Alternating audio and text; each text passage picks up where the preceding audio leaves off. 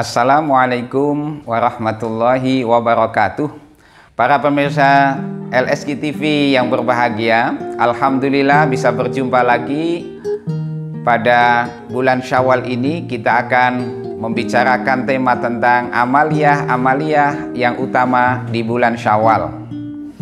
Saudara-saudara sekalian, bulan Syawal itu artinya peningkatan.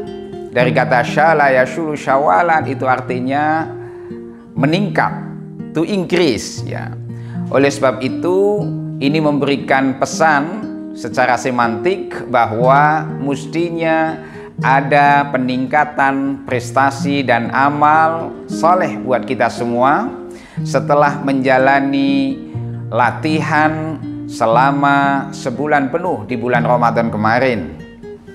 Ibarat seorang atlet tentunya setelah melakukan latihan-latihan yang intensif, maka pasca latihan permainannya akan menjadi lebih baik. Demikian juga kita sebagai umat Islam setelah menjalani proses latihan selama 1 bulan penuh di bulan Ramadan kemarin, maka insya Allah aktivitas kita, perilaku kita akan menjadi lebih baik, amal perbuatan kesalehan kita juga akan meningkat.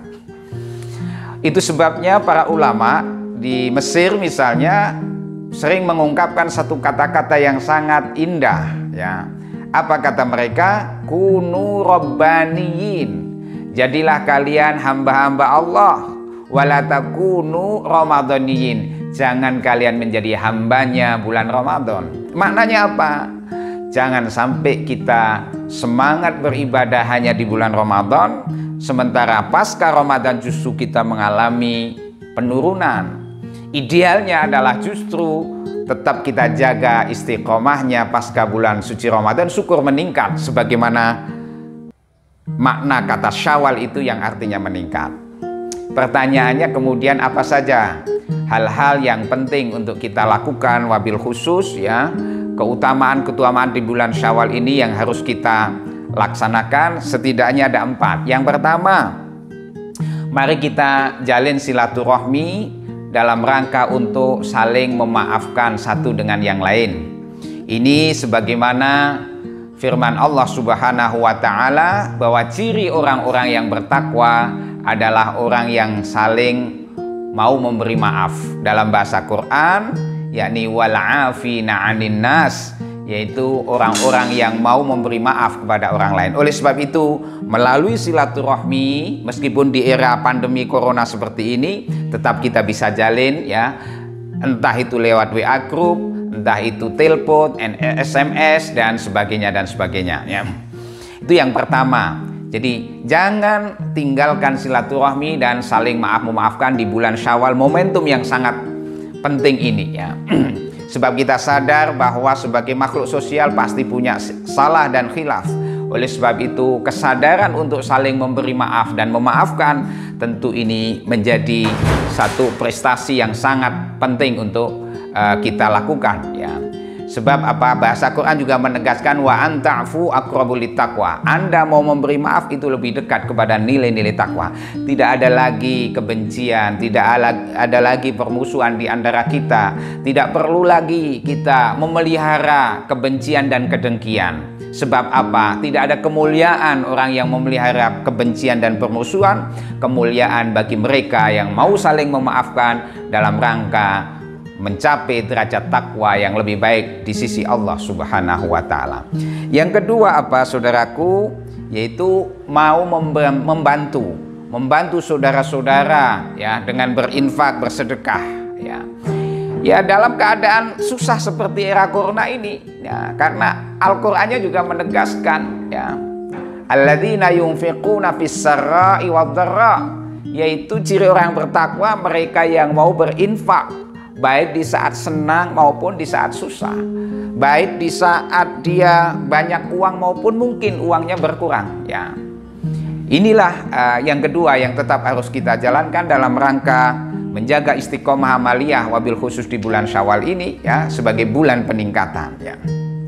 Oleh sebab itu percayalah saudara-saudara bahwa bantuan, infak, sedekah yang saudara berikan kepada mereka yang membutuhkan, wabil khusus di era corona yang memang banyak orang yang terdampak secara ekonomi akibat corona, ini insya Allah justru mengantar keberkahan hidup kita dan keberkahan rezeki kita, dan insya Allah kita akan dipelihara oleh Allah ya dari musibah ya, dan insya Allah akan diberikan kesehatan. Sebab apa?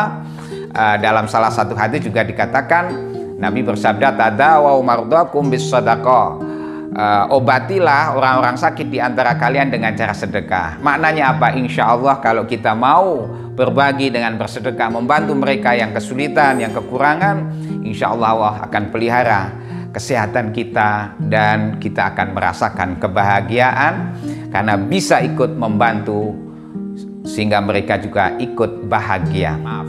Yang ketiga, amaliyahnya adalah mengkodok puasa Ramadan kemarin ya. Ini bagi ibu-ibu atau kaum perempuan yang mungkin kemarin menstruasi sehingga tidak bisa puasa Ramadan full, maka segera dikodok di bulan Syawal ini. Jangan tunda-tunda hutangnya kepada Allah ya.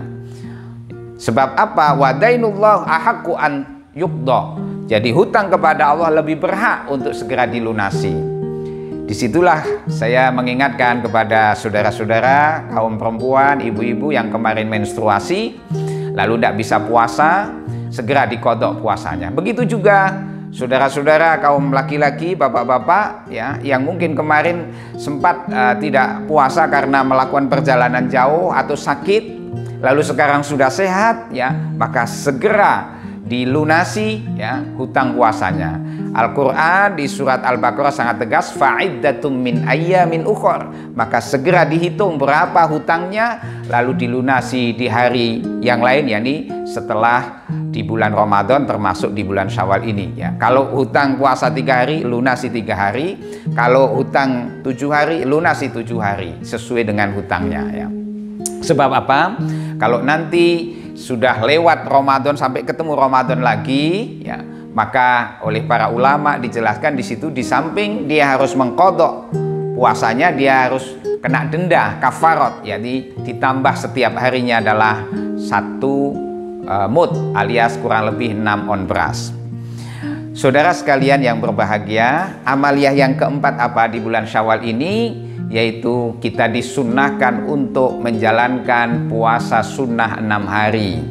Sebagaimana disebutkan ya dalam hadis ya riwayat Imam Muslim dari sahabat Abu Ayyub Al-Ansari ya, Rasulullah Shallallahu Alaihi Wasallam bersabda, man shoma Ramadana, barang siapa yang telah puasa Ramadan, summa atsba'ahu sittam min Syawalin, kemudian dia menyertakan 6 hari puasa sunnah di bulan Syawal, faka'annama shoma ad-dahr kullahu, maka seolah-olah dia seperti puasa 1 tahun penuh. Hadis riwayat Muslim, hadis ini sahih dan dijelaskan oleh para ulama melalui hadis ini. Pertama, bahwa ternyata Allah memberikan rahmat yang luar biasa bagi mereka yang sudah menjalankan ibadah puasa Ramadan lalu dilanjutkan dengan puasa sunnah selama 6 hari di bulan Syawal ini, maka dia akan dapat pahala seolah-olah dia puasa 1 tahun penuh. Saudara bisa bayangkan ya betapa rahmat Allah luar biasa ya. Nah, ini kedudukan puasa sunnah di bulan Syawal 6 hari ini ya, selama 6 hari kita dianjurkan puasa.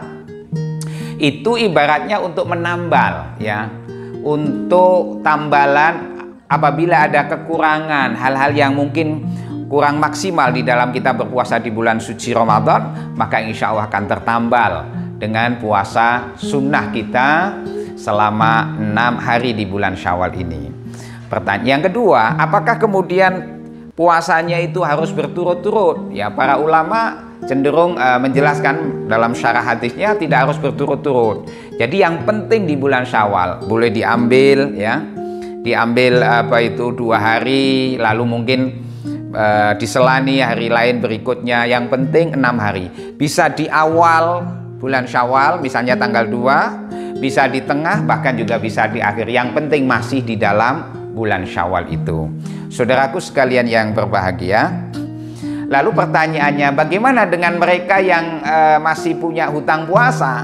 Maka para ulama menjelaskan sebaiknya hutang puasanya diqodoi dulu, baru nanti menjalankan puasa sunnahnya di bulan Syawal ini ya. Demikian para pemirsa LSG TV ya, 4 poin tentang amaliyah-amaliyah yang utama di bulan Syawal ini, yaitu yang pertama adalah jalin silaturahmi dan saling memaafkan. Yang kedua, tetap mau membantu saudara-saudara kita yang membutuhkan, yang berkekurangan ya, insya Allah mengantar keberkahan rezeki dan hidup kita.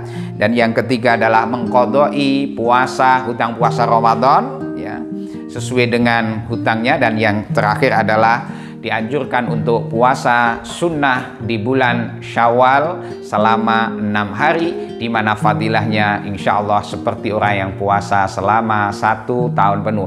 Hadis sahih riwayat Imam Muslim. Semoga Allah menolong kita bisa tetap menjaga istiqomah di bulan Syawal ini, menjalankan amaliyah-amaliyah ibadah yang bermanfaat bagi diri kita, bagi orang lain.